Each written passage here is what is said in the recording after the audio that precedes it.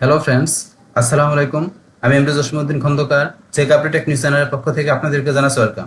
আজকের ভিডিওতে আপনাদের সাথে শেয়ার করব Elementor Bangla tutorial part 13, Elementor heading wizard. অর্থাৎ আজকে আমরা এলিমেন্টর বাংলা টিউটোরিয়াল আমরা পার্ট 13 এর মধ্যে কি দেখব, যে এলিমেন্টরের হিডিং উইজার্ড আমরা কি ব্যবহার করতে পারি, আজকে আমরা সে বিষয়টা দেখব। এখন আমাদের এলিমেন্টর হিডিং উইজার্ড ছাড়াও আমাদের এলিমেন্টরের যে অন্যান্য বিষয়গুলো আছে তার উপর কিন্তু আমার এখানে চ্যানেলে পার্ট বাই পার্ট ভিডিও দেওয়া আছে, চাইলে আপনারা এই ভিডিওগুলো দেখতে পারেন।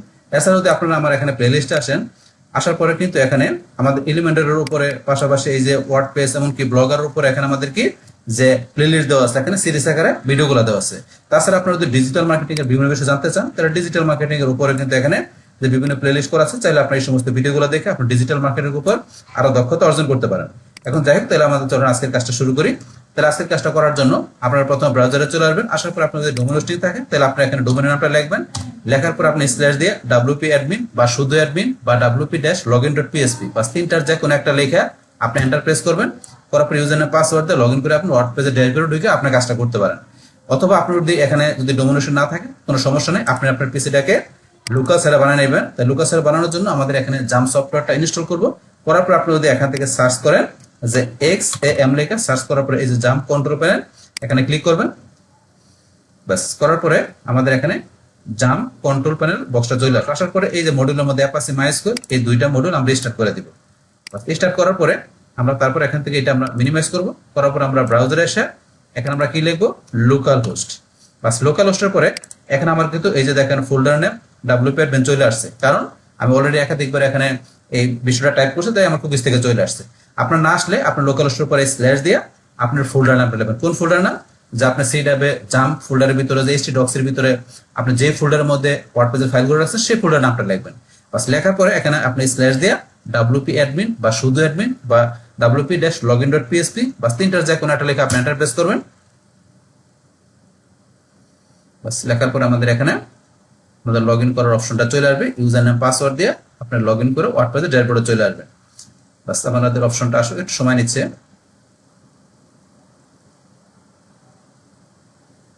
বাস আমাদের এখান থেকে চলে আসলো। আসার পর আমরা ইউজার নামটা দিচ্ছি, পাসওয়ার্ডটা দেই, দেওয়ার পর আমরা এখানে লগইনে ক্লিক করি।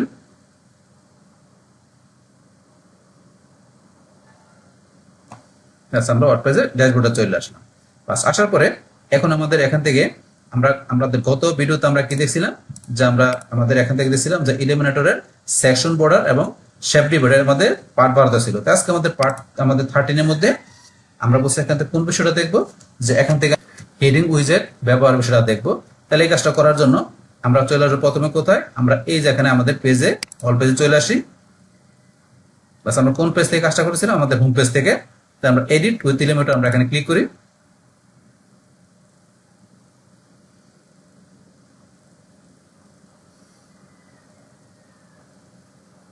আমাদের লোডিং হতে সময় নিচ্ছে।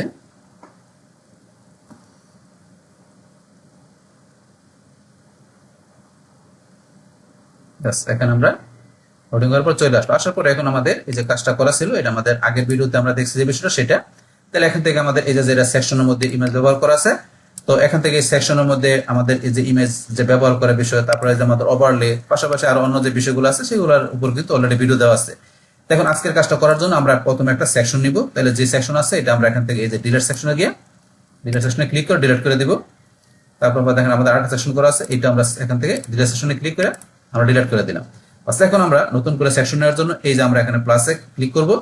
এই যে এখানে আমরা প্লাসে এখানে হোভার করার পরে ক্লিক করি, করার পর আমরা এই সেকশনটা এখান থেকে সিলেক্ট করলাম। বাস এখন এই সেকশনটার মধ্যে এখানে আমরা কি করব, যে এখানে ধরেন আমরা এখানে কালার দিব। তাহলে এখন এই সেকশনে আমাদের কালার দেওয়ার জন্য আমাদের কোথায় আসতে হবে, আমরা চলে আসবো এখান থেকে এই যে স্টাইলে চলে আসবো।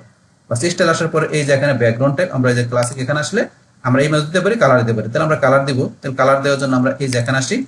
আসার পর এখানে কোন কালার দিব, তাহলে ধরুন এখান থেকে আমি ব্ল্যাক কালারে দিলাম বা ধর এই কালারে রাখলাম।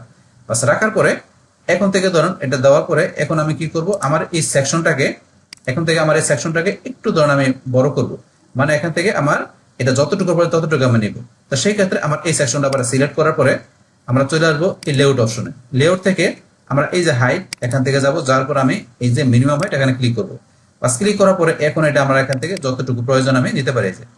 আপনারা নিজে যতটুকু ততটুকু নেবেন। তাহলে আমি এখান থেকে ধরুন এইটুকু রাখলাম। আচ্ছা, রাখার পরে এখন আমরা এই যে হেডিং উইজারটা ব্যবহার করার জন্য আমরা কোথায় চলে আসবো, আমরা এই যে এখানে ধরেন যে অ্যাড এলিমেন্ট, আমরা এখানে ক্লিক করি। ক্লিক করার পর আমরা এই যে এখানে আমাদের এলিমেন্টে চলে আসলাম। আসার পরে এই যে এখান থেকে হেডিং, আমরা এটা এলিমেন্টও বলতে পারি বা আমরা এখানে উইজারও বলতে পারি। তাহলে আমাদের এখান থেকে তাহলে আমরা এই যে হেডিং, এখান থেকে এই উইজারটা আমি এখান থেকে ড্রাগ করে আমি এই যে এখানে ড্রপ করে দিব। বাস, ড্রাগ করে ড্রপ করার পরে এখন আমাদের কিন্তু এই যে add your heading text here, তো এইরকম লেখা চলে আসছে। বাস, এখন এখানে আমরা কি আমরা টেক্সট লিখতে পারি। এখন যদি চাই সরাসরি আমরা এখানেও লিখতে পারি বা আমরা এই যে এখানে টাইটেল এখান থেকে আমরা লিখতে পারি। তো এখান থেকে লিখতে গেলে আপনি এই যে এখানে ধরেন ক্লিক করে কার্সর নিয়ে আপনি এখান থেকে ধরেন যেটা আছে এটা আমরা এখান থেকে সিলেক্ট করে আমরা ডিলিট করে আমরা কিন্তু এখান থেকে লিখতে পারি সরাসরি। কিন্তু এইভাবে আমরা লিখবো না, আমাদের স্ট্যান্ডার্ড যে রুল অনুসারে আমরা এই যে এখান থেকে যাই লিখবো। বাস, এখান থেকে লেখাটা আমাদের ধরেন এটা স্ট্যান্ডার্ড রুল। তাহলে এখানে আমি কি লিখলাম, আমি লিখলাম মনে করেন welcome to my first blog set. বাস, আমি ধরুন এই লেখাটা টেক্সটে লিখলাম। বাস, লেখার পরে এখন এই যে আমি টেক্সটটা লিখলাম, এই টেক্সটটা এখানে আমি লেখার পরে এই টেক্সটের মধ্যে আমি ধরুন এখান থেকে বিভিন্ন বিষয় ইউজ করতে পারি। কিরকম, যেমন এই টেক্সটটা লেখার পরে এই যে নিচে দেওয়া আছে এই লিঙ্ক, তা আমি কিন্তু আমার এই টেক্সটের মধ্যে এখন আমি লিঙ্ক দিতে পারি। তো লিঙ্ক দিলে কি হবে, এখন এই টেক্সটের মধ্যে যখন ক্লিক করা হবে তখন আমি যেই লিঙ্ক দিব সেই লিঙ্কটা ওপেন হয়ে যাবে। দেখাচ্ছে কিরকম, যেমন এখানে আমি এই যে লিঙ্কটা দিব, তাহলে এখানে আমি এই যে এখন যদি আমি এখানে ক্লিক করি, করার পরে আপনার লিঙ্কটা পেস্ট করতে বলছে। তাহলে আপনি কোন লিঙ্ক দিবেন, তাহলে এখান থেকে ধরেন আমি যে কোনো একটা লিঙ্ক মনে করেন দিব। তাহলে আমি কোন লিঙ্ক দিব, ধরেন আমি এখান থেকে যদি আমার চ্যানেলতে একটা ভিডিও লিঙ্ক মনে করেন দিব, এখান থেকে আমি আসি, আসার পরে ধরেন আমি এই ভিডিওটা ধরেন আমি এই ভিডিওটাই এটা লিঙ্কটা আমি মাউস নারমালে ক্লিক করে এই যে কপি লিঙ্ক অ্যাড্রেস নেওয়ার পরে আমি এখানে আসি, আসার পরে এখানে এই যে পেস্ট ইউআরএল আমি এখানে পেস্ট করে দিলাম, লিঙ্কটা পেস্ট করে দিলাম। দেওয়ার পরে এখন এই যে পাশে এখানে লিঙ্ক অপশন, আমি যদি এখানে ক্লিক করি লিঙ্কের কিছু অপশন দেওয়া আছে। তো এখানে এই টেক্সটে ক্লিক করলে যে লিঙ্কটা ওপেন হবে সেটা কিভাবে ওপেন হবে, সেটাকে আমার এখানে যে এখানে এই ইয়ার মধ্যে উইন্ডোতে ওপেন হবে না আলাদা একটা উইন্ডোতে ওপেন হবে। আমি চাই যে একটা নতুন একটা উইন্ডোতে ওপেন হবে, সেক্ষেত্রে এই যে ওপেন ইন নিউ উইন্ডো, আলাদা নতুন একটা উইন্ডোতে ওপেন হবে। তাহলে আমি এই যে এটা এখন টিক মার্ক দিয়ে দিব, এটা টিক মার্ক দিলে আলাদা একটা উইন্ডোতে ওপেন হবে। বা টিক মার্ক দেওয়ার পরে এখন যদি মনে করেন আমি এটা পাবলিশ করি, এই যে আমি পাবলিশে ক্লিক করলাম। বাস, ক্লিক করার পরে আমি যদি এই যে নিচে এসে এখান থেকে ভিউ পেজ, আমার পেজটাকে আমি একটু ভিউ করি। বাস, এখন কিন্তু এই যে এরকম দেখাচ্ছে। তো দেখানোর পরে এখন এই যে এখানে ধরেন হাতের মতো চলে আসছে, কারণ যেহেতু লিঙ্ক করা। এখন আমার এই টেক্সটটার মধ্যে আমি যদি ক্লিক করি, দেখেন এই যে আলাদা একটা উইন্ডোর ভিতরে কিন্তু এই ধরনের এটা চলে আসছে লিঙ্কটা, এই যে লিঙ্কটা কিন্তু ওপেন হয়ে গেল, আলাদা একটা উইন্ডোতে লিঙ্কটা কিন্তু ওপেন হয়ে গেল। এই কাজটা কিন্তু মূলত করে। আবার এখানে আমরা আসি, আসার পরে ধরেন এখান থেকে ধরেন এটার পরে আমরা ওদের উঠাই দিলাম, উঠানোর পরে এখানে গেছে অ্যাড নো ফলো। তাহলে আমাদের কিন্তু এই যে আমাদের এই নো ফলো ডু ফলো, তো এই যে বিষয়গুলো এগুলো আমাদের কিন্তু এসইওর বিষয়। তো এখানে আমরা কিন্তু এখানে নো ফলো ডু ফলোর বিষয় কিন্তু আমরা লিঙ্ক ইউজ করতে পারি। তো এই বিষয়গুলো আমরা যখন আমরা পরবর্তী প্র্যাকটিক্যালি দেখবো, এই বিষয়গুলো আপনাদের কিন্তু আরো ক্লিয়ার হবে যখন আমরা বিস্তারিত কাজ দেবো। তখন এই ডু ফলো নো ফলো পাশাপাশি এই যে নিচে আসলে কাস্টম অ্যাট্রিবিউট, আমরা এখান থেকে কিবোর্ড হিসেবে কাস্টম অ্যাট্রিবিউট ব্যবহার করতে পারি। এই বিষয়গুলো আমরা নেক্সটে যখন বিস্তারিত দেখবো তখন এই কাজগুলো দেখবো। বাস, এখন আমরা এখানে আপনাদের যদি নিচে আসি, নিচে আসার পরে কিন্তু আমাদের পরে এখানে কিন্তু আছে HTML ট্যাগ। তো এখানে কিন্তু আমাদের এই যে HTML ট্যাগ যেটা আছে সেটা কিন্তু আমাদের এখানে H1 থেকে H6 পর্যন্ত এখানে কিন্তু আমার এই টেক্সটগুলোকে HTML ট্যাগ অনুসারে দেখায়। এখন ডিফল্ট এখানে কোনটা আছে H2 অনুসারে আমাদের এই টেক্সট এরকম দেখাচ্ছে। যদি আমরা এখান থেকে যাই এই যে এখানে ক্লিক করে আমরা H1 দেই, একটু বড় দেখাচ্ছে। আবার যদি এখান থেকে ধরুন আমি H4 দেই, এই দেখেন আমার টেক্সটটা কিন্তু ছোট দেখাচ্ছে। আবার এখানে যাই H6 দেই, আরো ছোট দেখাচ্ছে। তো এইভাবে আপনি এই বিষয়গুলো ইউজ করতে পারেন এখান থেকে। তাহলে আমার H2 আছে, এটা আমি রাখলাম। বাস, রাখার পরে এখান থেকে ধরুন আমরা এখান থেকে কিন্তু এই কাজগুলো দেখলাম, আমরা এই টেক্সট টাইপ করার পরে লিঙ্ক পাশাপাশি এই অপশনগুলো। বাস, এখন এখান থেকে আমাদের এই বিষয়গুলো দেখার পরে এখন আমরা কোথায় চলে আসবো, আমাদের এই কন্টেন্টের এই বিষয়গুলো দেখার পরে আমরা স্টাইলে চলে আসবো। তাহলে কন্টেন্টের পরে স্টাইলে আমরা ক্লিক করি।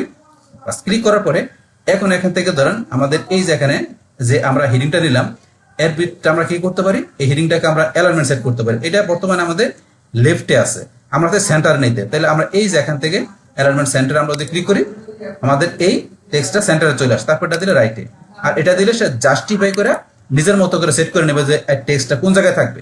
তাই এটা জাস্টিফাইয়ের বিষয়। তাহলে আমরা ধরুন সেন্টারে রাখলাম, তারপরে যেখানে দরকার সেখানে রাখতে পারেন। এটা অ্যালাইনমেন্টের বিষয়। তারপর এখানে দেওয়া আছে টেক্সট কালার। এই টেক্সটের মধ্যে আমরা কোন ধরনের কালার সেট করব। তাহলে এখান থেকে এই যে টেক্সটের কালার আমরা যদি এই যে এখানে যাই, এটা আমাদের প্রাইমারি। এখানে এই যে কালারগুলো যেগুলো দেওয়া আছে প্রাইমারি পাশাপাশি সেকেন্ডারি অন্যান্য কালারগুলো, এগুলো কি দেওয়া আছে, এগুলো আমাদের এখানে যে থিমটা আছে সেই থিম থেকে আমাদের এই কালারগুলো কিন্তু এখানে দেখাচ্ছে। তো এখানে গ্লোবাল কালারগুলো, তো এখান থেকে আপনার যেটা দরকার এটা দিতে পারেন। এই যে আমি এটা দিলাম, এটা তো আপনার যেটা দরকার ইচ্ছাগুলো আপনি এখান থেকে দিতে পারেন। বাস তারপরে আপনি যদি চান যে এই যে এখান থেকে কালার দিতে, এখানে যায় আপনার যেটা কালার দরকার এখান থেকে সেট করতে পারেন। এই যে আপনার যেটা দরকার এই আপনি করেন, এই যে কালার আসতেছে আপনার যেই কালার দরকার। তারপর আপনি যদি চান এই যে এখানে যে কালার কোডটা দেওয়া আছে, আপনি ইচ্ছা করলে আপনি কি করতে পারেন, আপনার কালার কোড আপনি দিয়ে ইচ্ছা করলে সেটা কিন্তু আপনি ইচ্ছা করলে এই যে এখানে গ্লোবাল আপনার কালার হিসাবে সেট করতে পারেন, বা আপনি এখানে কোডের মাধ্যমে কালার দিতে পারেন। কিরকম, যেমন আমি যদি একটু গুগল থেকে সার্চ দিই, এখানে আমি কি দিলাম, ধরেন যে কি আমি দিলাম blue colour code, blue colour code আপনার দরকার। আমি এটা লেখার পর এন্টার প্রেস করি। এন্টার প্রেস করার পরে আমাদের এই যে এখানে কিন্তু আমাদের এই ব্লু কালার বা আপনার যেই কালার লেখা সেই কালারের কোডটা চলে আসছে এখানে।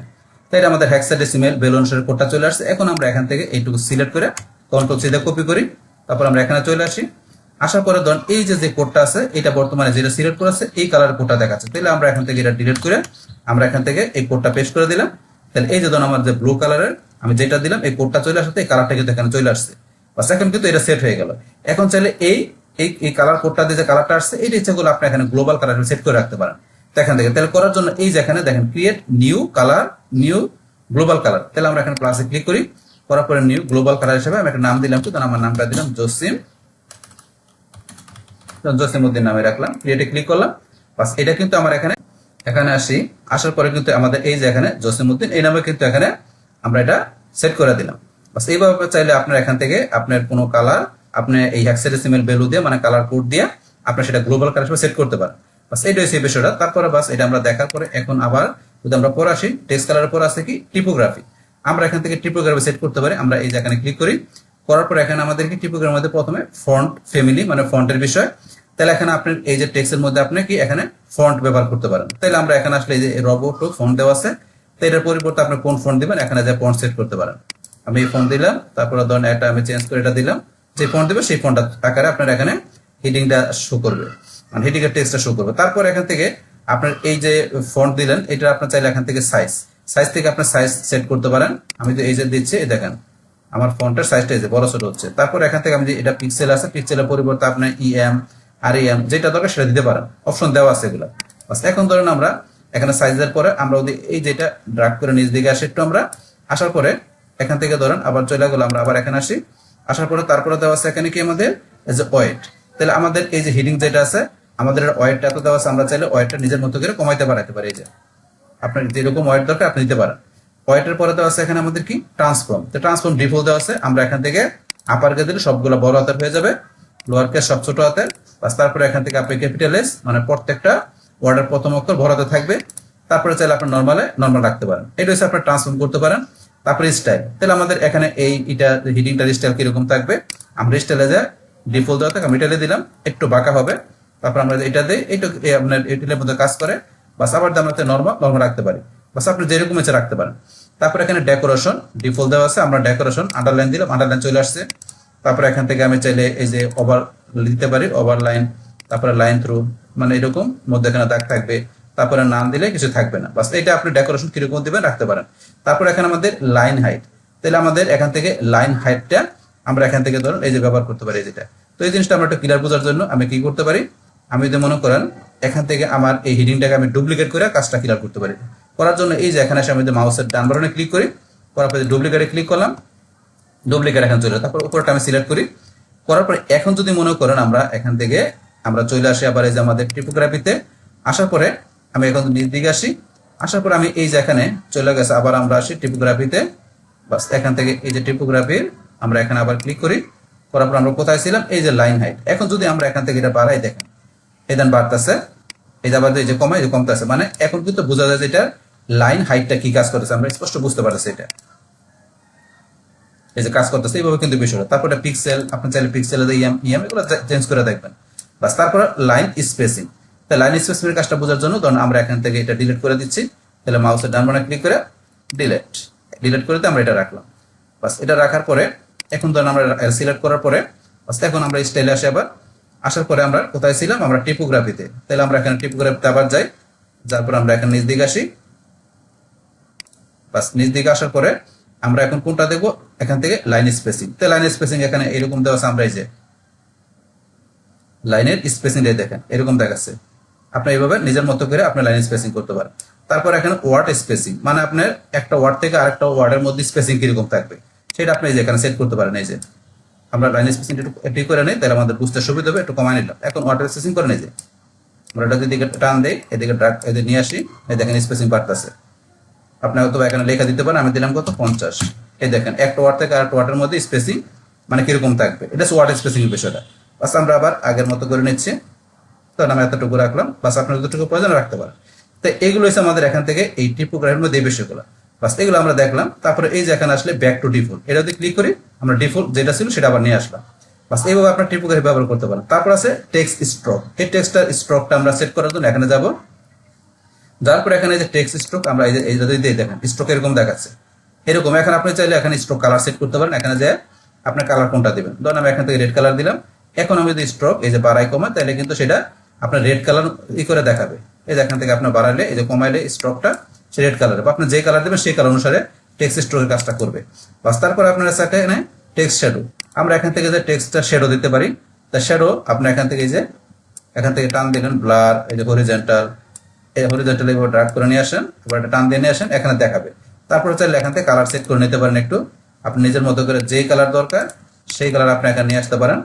নিয়ে আসার পরে তারপরে এখানে আপনি নিজের মতো করে আপনি এখান থেকে এই যে টেক্সট শ্যাডোর বিষয়টা ইউজ করতে পারেন। টেক্সট শ্যাডোতে এখানে যান, এখন আপনি নিজের মতো করে আপনার যে রকম দরকার আপনি এখানে দিবেন, দেখবেন আপনার টেক্সটগুলোর মধ্যে শ্যাডো পড়বে, টেক্সটগুলোর মধ্যে শ্যাডো পড়বে। বাস এগুলো একটু আপনি চেঞ্জ করবেন নিজে নিজে বসে, তাহলে বুঝতে পারবেন। তারপরে আপনার এখানে আছে কি আপনার ব্লেন্ড মোড। তো এখানে কিন্তু এই ধরুন আমরা এই যে টেক্সট শ্যাডো দেওয়ার আগে কিন্তু এই যে এখানে দেন ব্যাক টু ডিফল্ট, আপনি এটা দেন মানে আগের মতো হয়ে যাবে। এই যে উপরে দেন টেক্সট স্ট্রোক ডিফল্ট দিলে মানে এটা ব্যাক টু ডিফল্ট দিলে মানে আগের অবস্থায় চলে আসবে। তারপরে এখানে ব্লেন্ড মোড, আমরা চাইলে এই যে ব্লেন্ড মোড ব্যবহার করতে পারি। নর্মাল দেওয়া আছে, আপনি এখানে কেউ যদি মাল্টিপ্লাই দেন এই যে এরকম হয়ে গেছে, এখানে কেউ যদি আপনার এটা দেন এরকম, আপনার স্যাচুরেশন দেন এই যে এরকম চলে আসছে, ডিফারেন্স দেন এই যে ডিফারেন্স এরকম। তাইলে এইভাবে আপনি ব্লেন্ড মোড থেকে আপনার এখান থেকে যে যেরকম দরকার সেটা আপনার এখানে টেক্সটের মধ্যে দিতে পারেন। তো এইভাবে কিন্তু আমরা এই কাজগুলো করতে পারি এখান থেকে। তো এগুলো আমরা এখান থেকে দেখলাম, বাস এখানে কি কাজ করে। তাহলে এখন এখান থেকে ধরেন আমরা আজকের ভিডিওতে এখানে কি দেখলাম, যে আমাদের এখানে যে এই যে হিডিং উইজার্ড যেটা আছে সেটা কিভাবে আমরা এখান থেকে ব্যবহার করতে পারি আমাদের এই পেজের মধ্যে, সেই টোটাল বিষয়টা কিন্তু আপনাদের সাথে কি করলাম, শেয়ার করলাম। বাস তাহলে হয়েছে আমাদের এখন টোটাল বিষয়টা মূলত আমাদের আজকের ভিডিও। ডিয়ার ফ্রেন্ডস, আমার আজকের এই eliminator Bangla tutorial part 13 eliminator hiding wizard এই ভিডিওটি আপনাদের কাছে ভালো লেগে থাকে কিংবা ভিডিও থেকে আপনারা কিছু শিখে থাকেন, উপকৃত হয়ে থাকেন, তাহলে আমার এই জেক আপডেট টেকনিক চ্যানেলটা আপনারা সাবস্ক্রাইব করবেন, লাইক করবেন, কমেন্ট করবেন এবং সবার সাথে শেয়ার করবেন। Thanks everybody.